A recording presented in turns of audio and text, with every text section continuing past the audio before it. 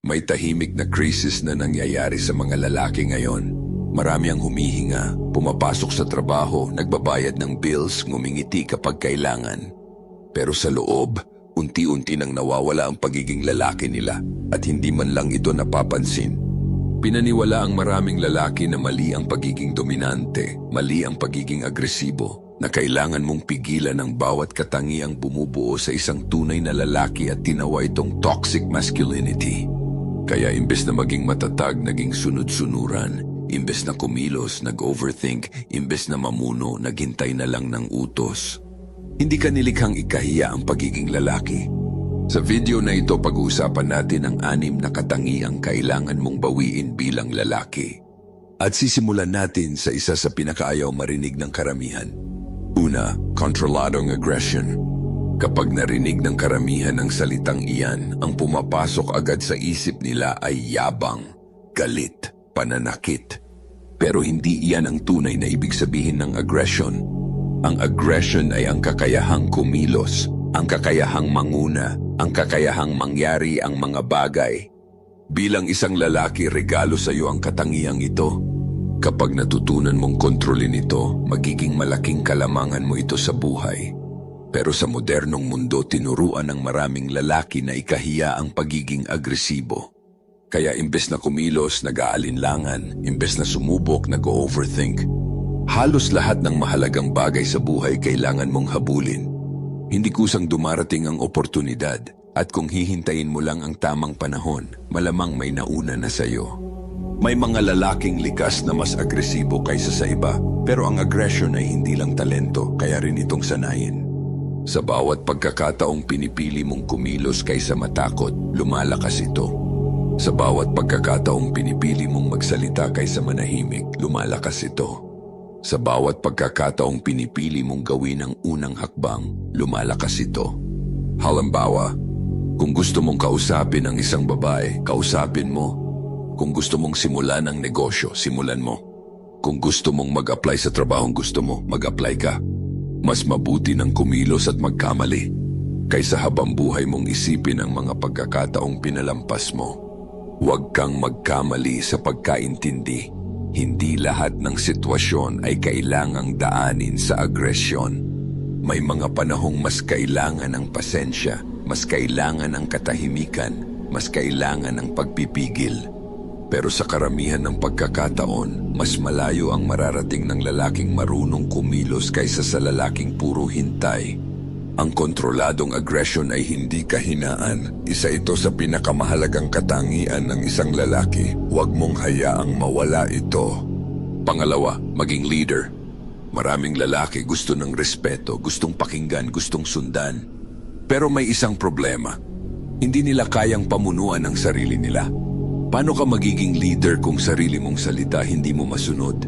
Paano ka aasahan ng iba kung ikaw mismo hindi mo maaasahan? Ipinanganak ang mga lalaki para maging leader.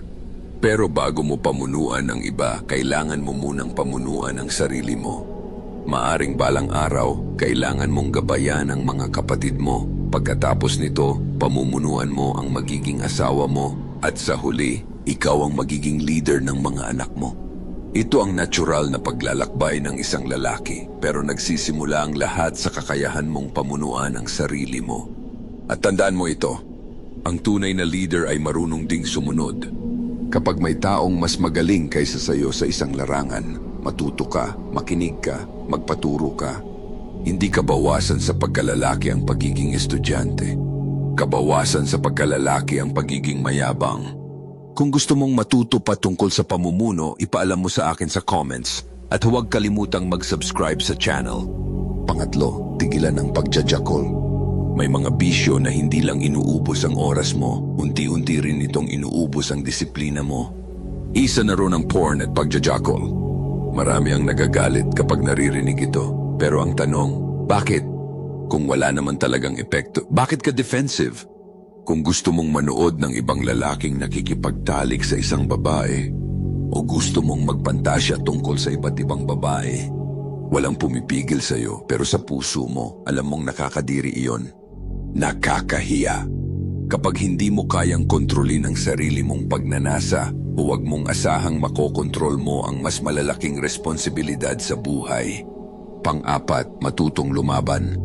Hindi mo kailangang maging mandirigma, hindi mo kailangang maging pinakamalakas na lalaki. Pero bilang isang lalaki, dapat marunong kang lumaban. Hindi para mang-api, kundi para may kakayahan kang magprotekta.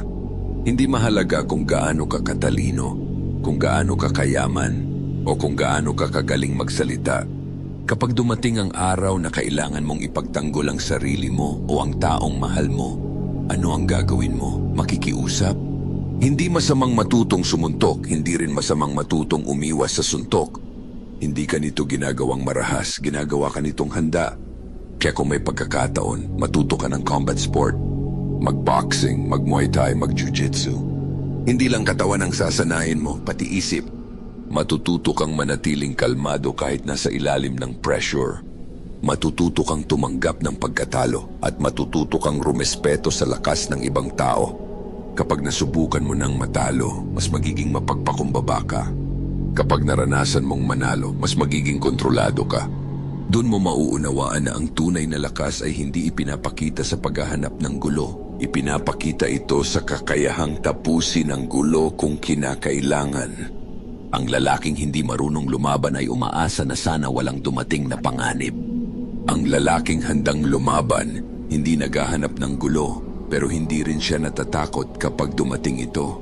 Panglima, bumuo. May dahilan kung bakit hindi mapakali ang maraming lalaki ngayon. Puro sila konsumo, scroll, video, laro, manood ng porn, pero bihira silang may binubuo. At kapag wala kang binubuo, unti-unti kang mawawalan ng direksyon. Natural sa isang lalaki ang lumikha. Hindi lang gamit ang mga kamay. Pwede kang bumuo ng malakas na katawan, pwede kang bumuo ng negosyo, pwede kang bumuo ng kakayahan, pwede kang bumuo ng pamilya, pwede kang bumuo ng pangalan na rerespetuhin ng ibang tao. Hindi mahalaga kung gaano kaliit ang sinisimulan mo. Ang mahalaga, may ginagawa kang may halaga. May iniiwan kang mas maganda kaysa sa nadatnan mo. Pang-anim, mag-ehersisyo ng matindi. Hindi sapat ang komportable. Kailangan mong maranasan ang hirap. Mag-push up ka hanggang bumigay ang mga braso mo, magbuhat ka ng mabigat, tumakbo ka ng buong bilis. Subukan mong abutin ang puntong gusto ng sumuko ng katawan mo, tapos isa pang hakbang, isa pang ulit, isa pang segundo. Doon nabubuo ang tibay ng isip. Hindi sa pagbabasa, hindi sa panonood, kundi sa pagpiling magpatuloy kahit pagod ka na. Sa bawat pagkakataong hindi ka sumusuko, may pinapatunayan ka sa sarili mo na mas malakas ka kaysa sa dahilan mong huminto. At kapag napatunayan mo iyon ng paulit-ulit, magbabago ang tingin mo sa sarili mo dahil alam mong kaya mong gawin ang mahirap. At ang lalaking kayang gawin ang mahirap, hindi basta-basta natitinag ng buhay.